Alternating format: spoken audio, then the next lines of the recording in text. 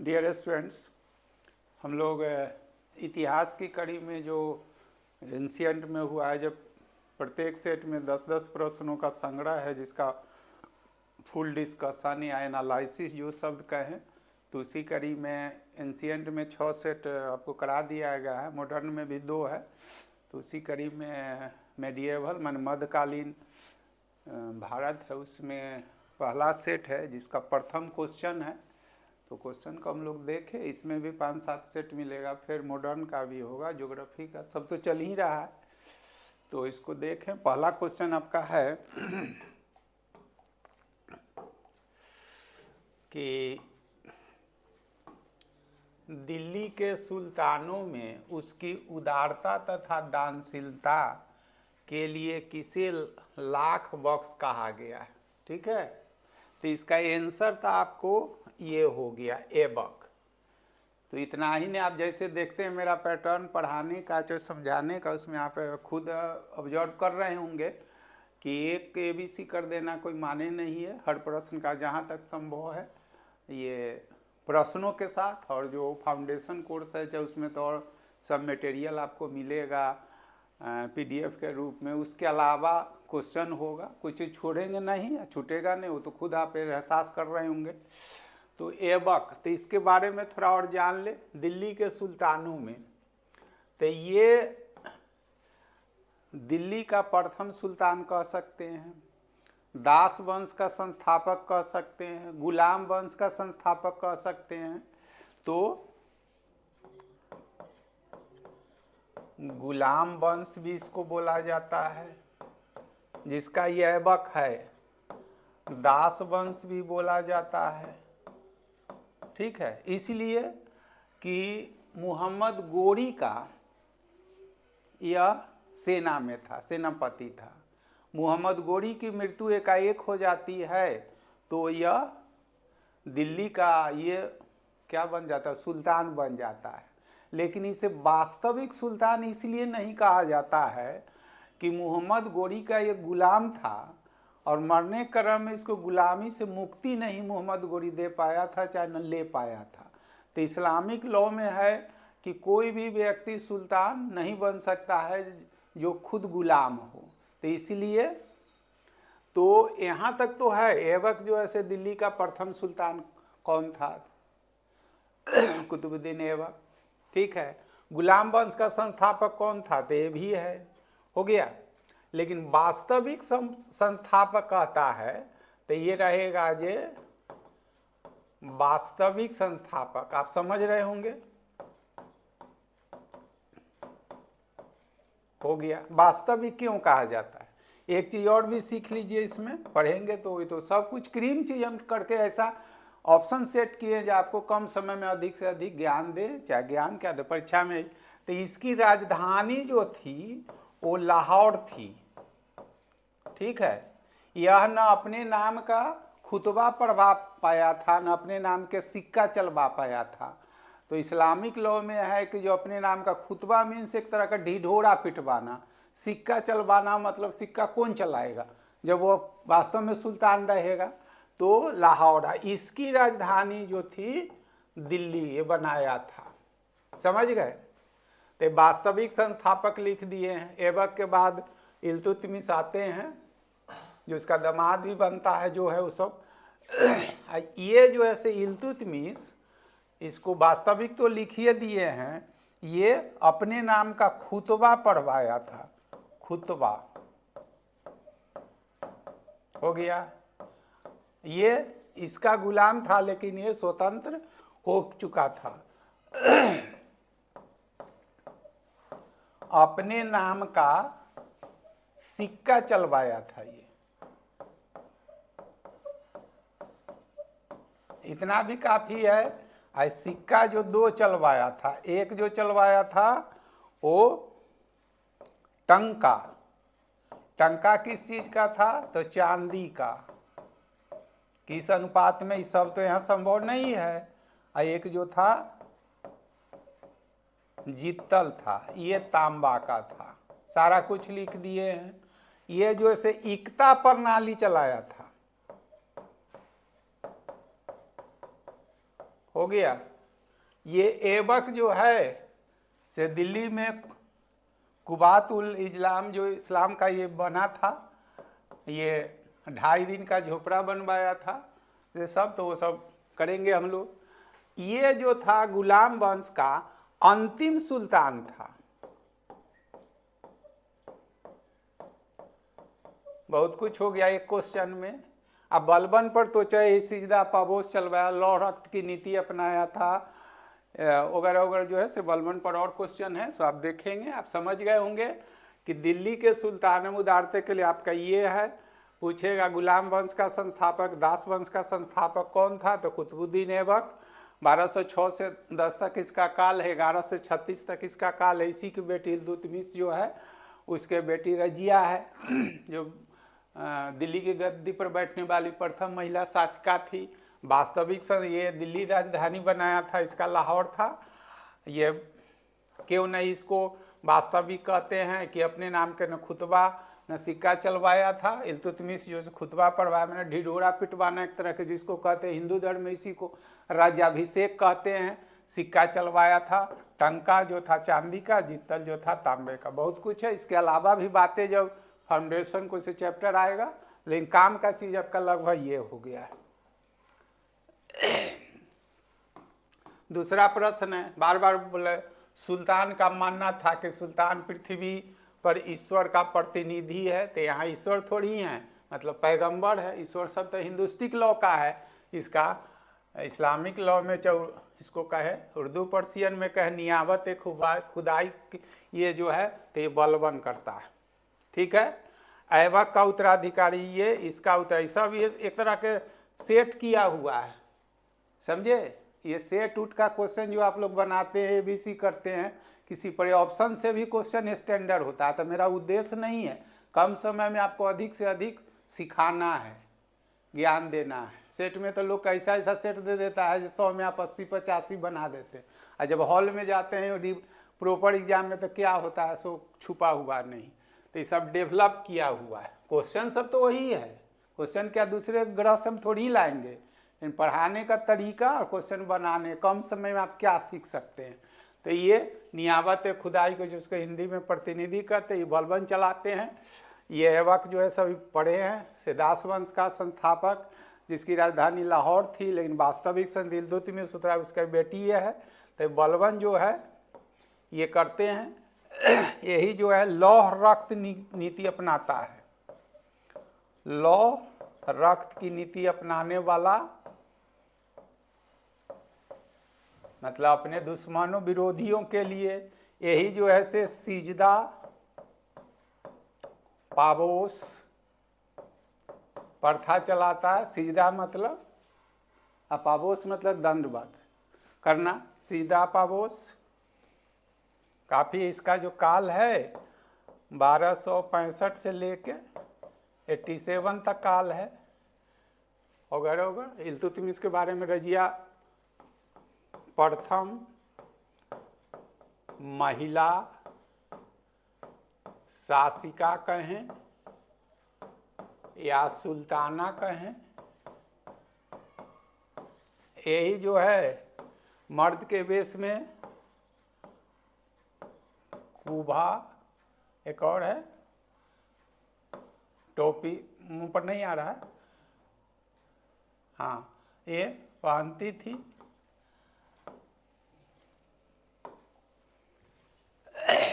दिल्ली के की सुल्तान ने मंगोल आक्रमणकारियों के मुकाबला करने के लिए एक सैन्य विभाग, क्या है, दीवान अर्ज स्थापित किया था, बलबन। और इसके दीवान अर्ज में सैन्य विभाग के प्रधान को अभी जो रक्षा मंत्री बोलते हैं, इसको आरिज ए मुमालिक कहा जाता था।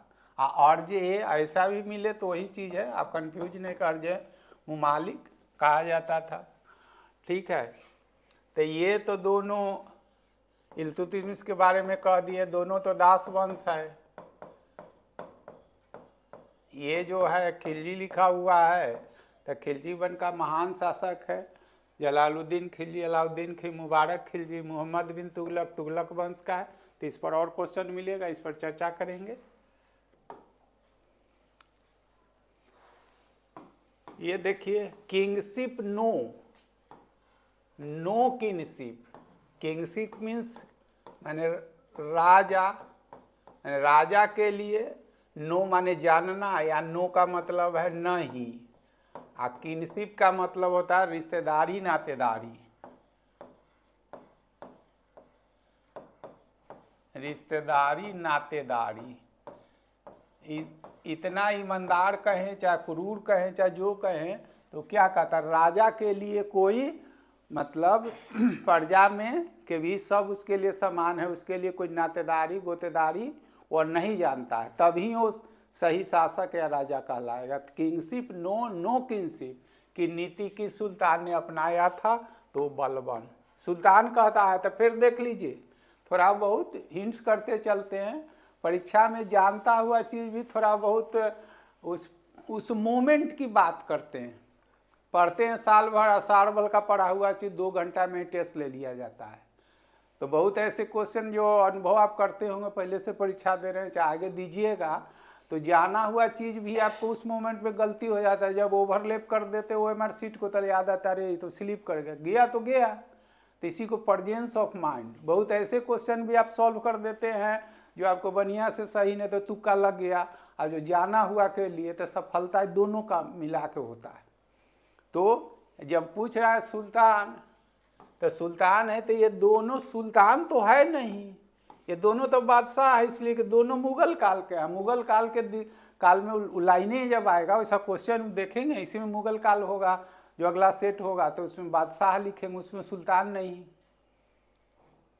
तो बाबर के जो मुगल वंश का संस्थापक है, तो बाबर के बाद बाबर हुमायूं जो होता है, अकबर आते हैं, बीच में शेर शाह आ जाता है, जहांगीर है, शाहजहां है, औरंगजेब है, तो सब जो है से मुगल बादशाह है। ऐबक से लेके आगे तक जो है सो सब सल्तनत कालीन काल में जो लोग दिल्ली के गद्दी पर जो बैठे उसको सुल्तान, और मुगल काल में जो बादशाह। तो पूछ रहा है जो सुल्तान, तो ये दोनों तो मुगल काल का है, अकबर जो है सही तो दोनों होगा, बचाइए। अलाउद्दीन खिलजी पर रहते बलबन। किंगशिप नो, अभी जो बताए हैं, जो लौह रिक्त की नीति अपनाता है। इस्लाम में सो नंगा तलवार नहीं रखा जाता है, तलवार से मयान से तलवार तभी निकला जब जिसको कलम करना होता है ये। लेकिन बलबन ही ऐसा शासक था जो अपने अंगरक्षक इसके खुली तलवार मतलब दोनों तरफ रखते थे। तो कितना भी एक क्वेश्चन में कितना बोला जाए, तो आएगा चैप्टर तो और भी बातें करेंगे। दिल्ली के देखिए सुल्तान लिखे, कृषि के उन्नति के लिए एक नए दीवाने को ही तथा उस देखभाल के लिए यहीं पर लिख दिए दीवाने को ही, तो मोहम्मद बिन तुगलक। इसको हम लोग जब पढ़ते थे शॉर्ट में, हम लोग क्या पढ़ते थे, आप भी पढ़ते थे, तो सुल्तानों में ये सबसे ज़्यादा विद्वान, समझे, सब सुल्तानों में इसी का सबसे ज़्यादा साम्राज्य विस्तार था, साम्राज्य विस्तार था, ख्याल रखेंगे। सबसे ज़्यादा विद्वान, तो इसको एक इतिहासकार पागल की भी संज्ञा देते हैं। यही जो है से दिल्ली टू दौलताबाद, राजधानी स्थल दौलताबाद जो है से दक्षिण भारत में दिल्ली है। इल्तुतमिश वास्तविक संस्थापक गुलाब वंश का, ये तो तुगलक वंश है, ये तो खिलजी वंश का सबसे महान शासक था, और बलबन के बारे में दास वंश का तो बहुत कुछ कह दिए हैं।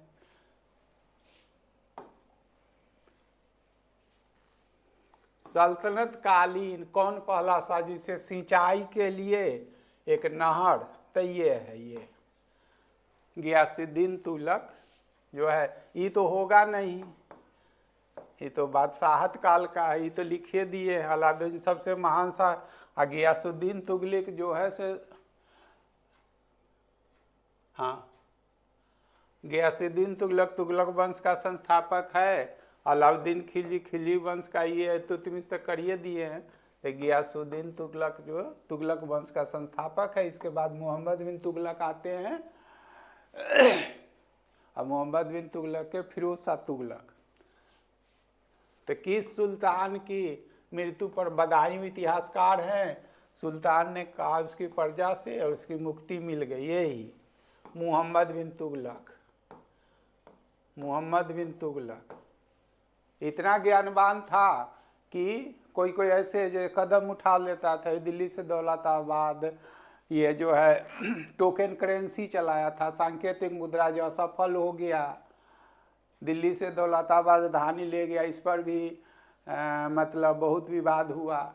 इसका कहना था जो दिल्ली के प्रजा को कष्ट देना था। फिर ये था जो दक्षिण भारत में सबसे ज़्यादा इसका विस्तार था, तो शासन करने में दिक्कत हो रही थी, तो बीच में था, इस कारण ले गया था। तो जब चैप्टर आएगा तो ये मोहम्मद बिन तुगलक इसके बारे में कहता है।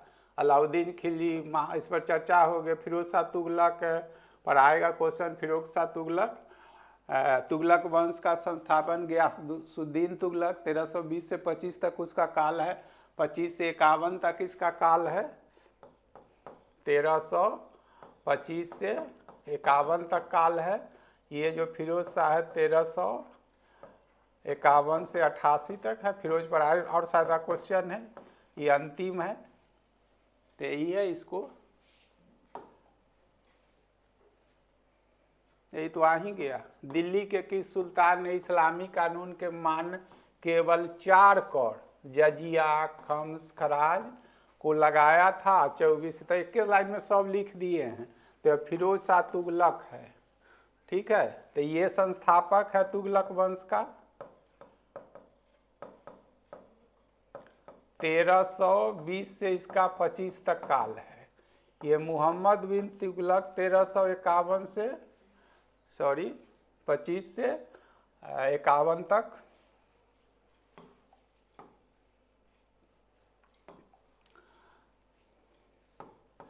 तेरह 25 से 51 तक इसका काल है, ठीक है। और फिरोज शाह का है 1351 से 88। तो पढ़िएगा तो याद हो गया। अब जो कह रहा है इसका आंसर आपका ये है, ठीक है। अकबर तो इसमें होगा नहीं, इसलिए कि तो बादशाह है। आंसर आपका है ये फिरोज तुगलक। ये फिरोज तुगलक क्या क्या करवाया है? ये ब्राह्मणों पर, सीधे क्वेश्चन बोल देते हैं, ब्राह्मणों पर भी जजिया कर लगाया था। जजिया क्या है से अभी हम चर्चा कर रहे हैं। ये सैनिकों के पद को वंशानुगत किया था।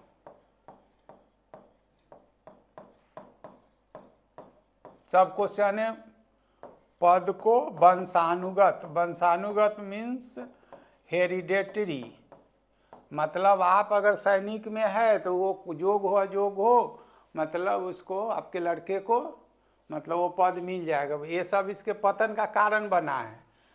तो ये तो मुल्लाओं के दबाव में आके, ठीक है, इसका अलग से ये दास विभाग, इतना इसका दास विभाग की स्थापना किया था। खैराती अस्पताल चलाया, बहुत कुछ ये किया है।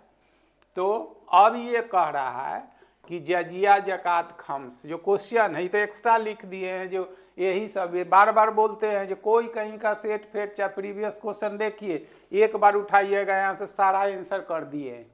इसके बाद भी जरूरत पड़ेगी, जहाँ से एवरेज क्वेश्चन तो सब लोग ठीक कर ले, तब आपको पढ़नी, चाहे वो आप पढ़ना ना पढ़ना आपकी अकाउंटेबिलिटी। आप समझिए, हमारा जो काम है चलते रहेगा। यूट्यूब पर फ्री क्लास जो चलता रहेगा। जो लोग ऐप बन चुका है, आज से सब जो लोग बच्चे हैं उनको सूचित कर देंगे, चाहे मिल गया ऐप से। सब आज से फाउंडेशन आजकल में शुरू हो क्लास, तो उसमें आप जुड़िए। इसके अलावा पढ़ना है तो इतना से काम चलता है तो हम करते रहेंगे, ये तो चलता रहेगा।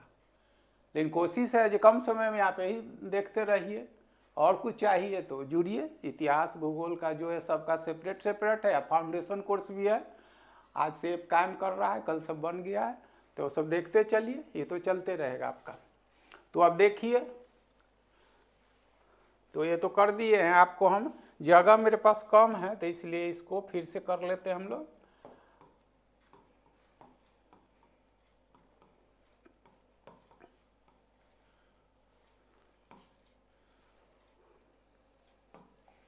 तो आंसर तो ये आप देख लीजिए, ये है।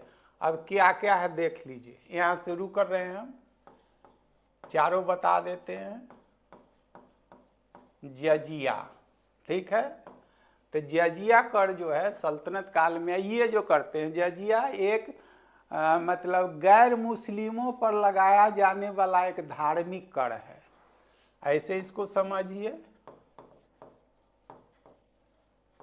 धार्मिक कर गैर मुस्लिमों, नॉन मुस्लिम के लिए है, ये तो कॉमन वर्ड है।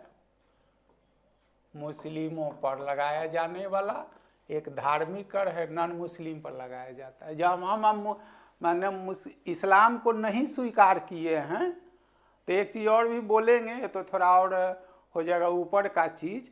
जैसे अभी हमारे भारत में और ख़ास करके उत्तर भारत में जो है से जो लोग इस्लाम को स्वीकार किए हुए हैं और उन लोगों को वैसे मुस्लिम का वर्ग जो कहें जिनको सरकारी नौकरियों में आरक्षण का लाभ मिलता है, वो सारे धर्म परिवर्तित मुसलमान हैं, जिसको इंग्लिश में प्रोस्टेलाइज मुसलमान कहा जाता है, समझे। तब उसमें संप्रदाय है, शिया है, सुन्नी है, वो कहीं ना कहीं आ जाएगा। इस पर भी एक वीडियो है। धर्म का जो ज़्यादा तो ऐसा नहीं है जो कहीं धर्म कांड हम उतना जानते हैं, लेकिन जो इतिहास में जो कुछ सोशलॉजी वगैरह में हमने जो सीखा है वो, लेकिन यहाँ जो है से जो समझने की बात है कि भारत और उत्तर भारत में चाहे और जो ऐसे इस्लाम के फॉलोअर जो इस्लाम को भी मानते हैं, जिसको घरेलू आम बोलचाल में मुस्लिम समुदाय बोलते हैं, तो उनमें भी अपर कास्ट और लोअर कास्ट होता है। तो लोअर कास्ट जो है, कास्ट शब्द कहें चाहे वर्ग कहें, तो जिनको सरकारी नौकरियों में आरक्षण का लाभ मिलता है, चाहे बिहार हो, यूपी हो, चाहे जिस राज्य से आप बिलोंग करते हैं, तो सारे जो हैं से प्रोस्टेलाइज मुसलमान हैं, माने धर्म परिवर्तित मुसलमान जो पहले हिंदू धर्म में ही थे। यही जजिया से बचने के लिए, और हमारे हिंदू धर्म में इतना ही भील प्रेत, छुआछूत, ये पानी न पीने देंगे, उठने न देंगे, बैठने न दे, तो उसमें देखा जो हमसे इतना घृणा करता है। और ऑलमोस्ट जो क्या है, लोअर स्टेटा के लोग हैं, जिसको SC ST आप संवैधानिक शब्द में कहते हैं, जिसको आम बोलचाल में हरिजन बोलते हैं, तो उसने देखा जो हमको इतना ये टॉर्चर कर रहा है, हमसे इतना हेट कर रहा है, दूसरे में किसी का ही गुलाम है, तो मध्यकाल में मतलब मुस्लिम शासनकाल के दौरान ऑलमोस्ट लोग जो है से इस्लाम के स्वीकार कर लिए हैं। तो वही सारे लोग धर्म परिवर्तन या प्रोस्टेलाइज मुसलमान, उसमें भी अभी मुस्लिम कम्युनिटी में चाहे इस्लाम के मानने वाले में जो इनको कोई जो है आरक्षण का लाभ ने, खान, पठान, सैयद, मीर सब है, उसको नहीं मिलता है। ये सोशलॉजी का विषय है, तो वो यहाँ कहना नहीं है। तो जजिया एक प्रकार का क्या था, धार्मिक कर था, इसीलिए कि हम नन मुस्लिम हैं, गैर मुस्लिम है, तो उसके एवज में ही मिलता था कि आप जजिया कर को चुकाते हैं तो कंटेम्पररी समकालीन सरकार यानी सुल्तान की अकाउंटेबिलिटी है, ये आपके धन संपत्ति जान माल की रक्षा करेगा। आज भी आप टैक्स देते हैं तो क्या कर, रोड टैक्स देते हैं, रोड कहीं खराब होता था हाय करने लगते हैं, बिजली टैक्स देते हैं तो बिजली नहीं आती है तो तोड़ फोड़ चाहे जो करते हैं, अधिकार है, अधिकार के साथ कर्तव्य भी दिया गया है ना। कर्तव्य है, हम आपका टैक्स चुकाते हैं, तो आपका भी कर्तव्य बनता है कि हम की सुरक्षा है। तो जजिया कर गैर मुस्लिमों पर लिया जाने वाला एक धार्मिक कर था। इसके एवज में जो है से सरकार से हमारे धन माल जान की संपत्ति की सुरक्षा मिलती थी। लेकिन महिलाएं, बच्चे, साधु, भिक्षुक इससे क्या थे, वंचित थे, इसे जजिया कर नहीं लिया जाता था। एक्सेप्ट कहें माने अपवाद में कौन थी, महिलाएं, बच्चे, साधु, भिक्षुक, इससे नहीं लिया जाता था। और इसके एवज में वही सुरक्षा की बात होता था। इसके बाद में ये कह रहा है जकात। जकात तो यह भी एक धार्मिक कर है, ये धार्मिक कर है और केवल जो है मुसलमानों से लिया जाता था।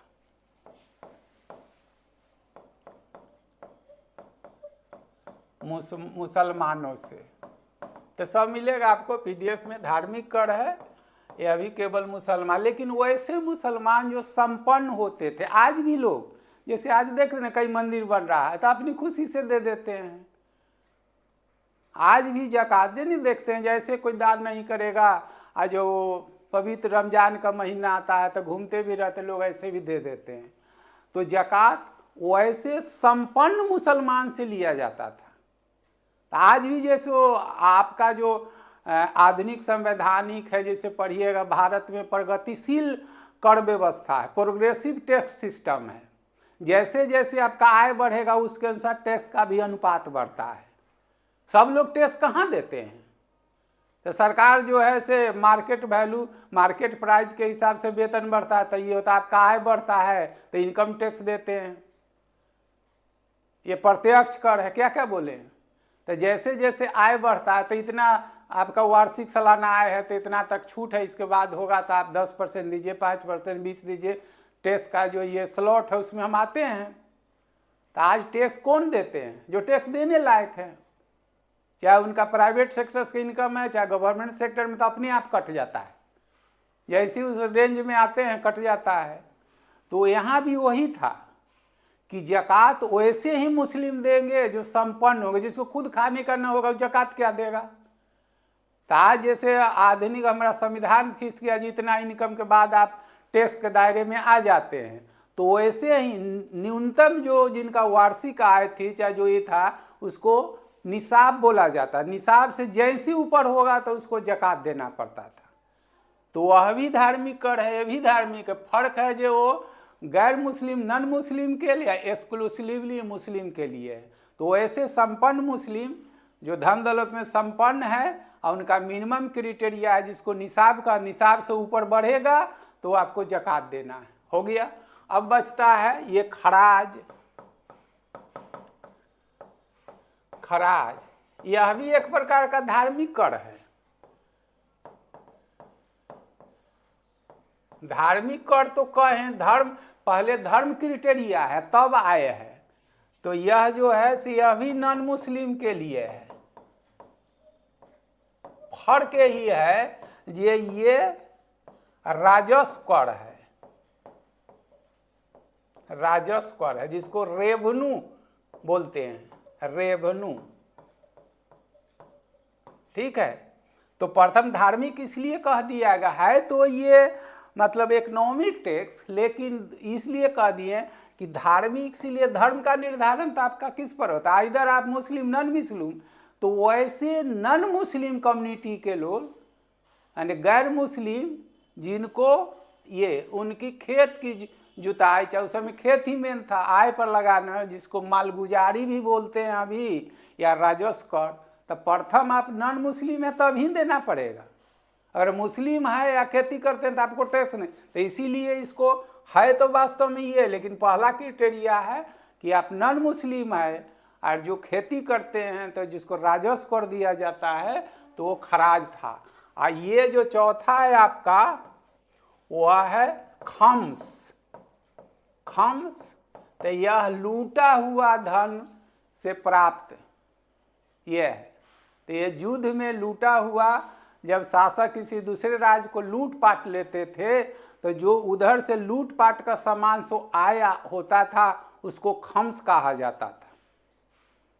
समझ रहे ना? शासक या सुल्तान दूसरे राज्य से लूटे हुए धन जो प्राप्त होता था उसको खम्स कहा जाता है। और उस खम्स में जो है 1/5 भाग, 1/5 भाग सरकारी खजाने ट्रेजरी में जमा होता था और शेष जो 4/5 भाग वो सैनिकों के बीच बांट दिया। उत्साह रहे जब हम जा रहे हैं कुछ करने के लिए, क्या होगा, हमको भी तो कुछ मिलना चाहिए, उधर से लूट के लाएंगे तो खूब इंजॉय करेंगे। तो युद्ध में लूटे हुए धन संपत्ति को खम्स कहा जाता था और उस संपत्ति का कुल जो होता था उसका 1/5 भाग सरकारी खजाने में जमा किया जाता था, जबकि शेष 4/5 भाग सैनिकों के बीच बांट दिया जाता था। लेकिन दिल्ली के सुल्तानों में अलाउद्दीन खिलजी तथा मोहम्मद बिन तुगलक, खिलजी वंश का शासक है, तुगलक वंश का शासक है, तो यह दोनों ऐसे सुल्तान थे जिसको ठीक रिवर्स उल्टा कर दिए थे कि लूटे हुए धन संपत्ति जो क्या कहलाता है, खम्स कहलाता है, तो कुल खम्स का 4/5 भाग सरकारी खजाने में जमा होगा और शेष 1/5 भाग है वह सैनिकों के बीच बांट दिया जाए। यहाँ से जितना चीज़ है सब कुछ कर दिए हैं, इसमें कुछ बचा नहीं है, इससे कुछ बचता है तो जनरल एग्जाम के लिए चाहे जीएस के लिए इसके बाद पढ़ता है, जिसको अब तो यूपीएससी में से भी अब ऑप्शनल हटा दिया गया है, तो ऑप्शनल का चीज़ है। तो फिर भी जो बातें होगी शेष हम लोग करेंगे। बहलोल लोदी के मृत्यु, दिल्ली के सिंहासन पर सिकंदर शाह नाम से बैठने वाला वास्तविक शासक ये निजाम खां था, ठीक है। तो बहलोल लोदी के बाद कौन है, सिकंदर लोदी। तो सिकंदर लोदी के सिकंदर शाह के नाम से बैठता है तो उसका असली नाम निजाम खां। और गुलरुखी जो था, गुलरुखी लिखा हुआ है, चाहे कहीं मिला या तो वही कंफ्यूज ना कीजिएगा, गुलरुखी भी मिलता है तो ये उपनाम था, ये सब जगह मिलेगा, गुल उपनाम था। इसी नाम से वो कविता उविता लिखता था, लिखा करता था। यही सिकंदर शाह जिसको आप सिकंदर लोदी भी कहते हैं, सिकंदर लोदी, यह गुलरुखी के उपनाम से जाना जाए, लेकिन असली नाम उसका निजाम खां था। यह अली गौहर तो जो है जिसको आप कहते हैं शाह आलम द्वितीय, ये तो ये मुगल काल का है, इसी के काल में बक्सर का युद्ध हुआ है। और सिकंदर लोदी जो है से यही है कि महिलाओं को पीर के मजार पर जाने से रोक लगवा दिया था। तो थोड़ा और पढ़ेंगे तब, ये तो पढ़ाएंगे जब चैप्टर आएगा तब। इसमें अंतिम है 10 क्वेश्चनों में कौन सुमेलित नहीं है, तो ये सुमेलित है, ये सुमेलित है, ये सुमेलित नहीं है। लिखा काजी इल्तुजा न्याय विभाग का, न्याय या धर्म दूसरा चाहिए, धर्म विभाग का ये दीवान विदेश विभाग। तो दीवान विजारत जो था ये जो है इकोनॉमिक, तो इसके वजीर इसको कहा जाता था, समझे। और सैन्य विभाग को अभी लिखे हैं ना जो क्या कहते हैं, दीवान आरिज लिखा हुआ है। सैन्य विभाग के अलग से स्थापना कौन, बलबन किया पिछले क्वेश्चन में, तो आरिज ए, जिसको रक्षा आरिज ए मुमालिक लिख चुके हैं एक जगह। और अलग से कौन स्थापित किया था, बलबन, जिसको वजीर इसके प्रधान को कहा जाता था। और ये जो था वित्त विभाग था, दीवान ए विजारत, जिसको कॉमनली वित्त विभाग है, उसके को ये वजीर कहा जाता था। 10 क्वेश्चन का है और देखते हैं। Thank you. इसके बाद जो है अगली कड़ी में और मिलेंगे हम लोग।